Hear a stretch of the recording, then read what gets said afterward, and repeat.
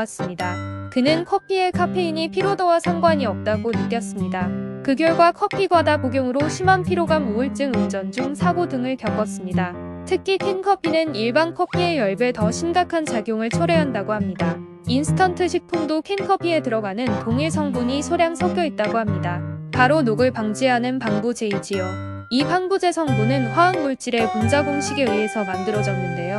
치아에 심각한 손상을 가져오고 인간의 내분비계에 아주 안 좋다고 합니다. 암 발생도 따지고 보면 이러한 성분에 의한다고 합니다.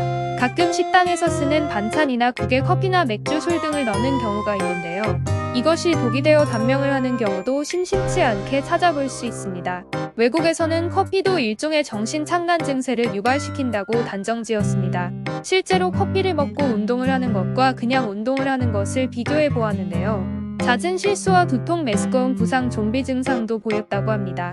운전 중 커피를 먹고 장시간 운전한 결과도 아주 안 좋게 나왔다고 합니다. 특히 커피와 초콜릿, 사탕 등 어린아이가 좋아하는 달콤한 것을 같이 먹을 경우 치아도 급속도로 상하고 악성 변비 증세와 뇌에도 영향을 미친다고 합니다. 한 기억력 강사는 커피를 먹으면 기억력이 상당수 감퇴한다고 말합니다. 일종의 마약 성분이 있다는 증거이기도 합니다. 길거리에서 좀비처럼 부부정하게 있는 사람을 조사해 본 결과 마약이나 합성 마약 성분에 의해서 신경계통이 마비된 경우입니다. 그래서 뜻하지 않게 병원에 검사받으러 갔다가 예상외로 신경이 마비가 되어 불구가 되거나 한쪽 팔이 마비가 되는 경우도 있습니다. 그래서 의사들은 웬만하면 병원에 오지 말라고 말하거나 마약 성분이 들어있는 처방전을 쓰지 말고 마취제도 맞지 말라고 당부합니다. 운전 중 사망률도 높아지고 계속되는 피로감으로 인해 집중도도 낮아진다고 합니다. 술, 담배도 일종의 마약 성분이 있다고 합니다. 술, 담배를 많이 하게 되면 정서불안 증세, 기억력 감퇴뿐만 아니라 남에게도 피해를 주고 암 성분을 키우는 꼴이 된다고 합니다.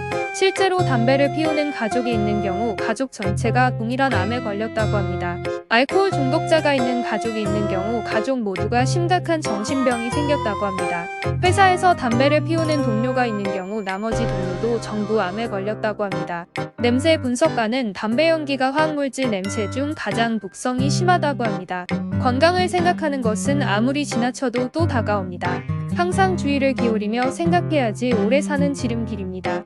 건강 100세는 아무에게나 주어지는 것이 아닙니다. 좋아요, 구독, 알림 설정은 큰 힘이 되고요. 어려운 일이 있으면 송팽미가 함께 하겠습니다.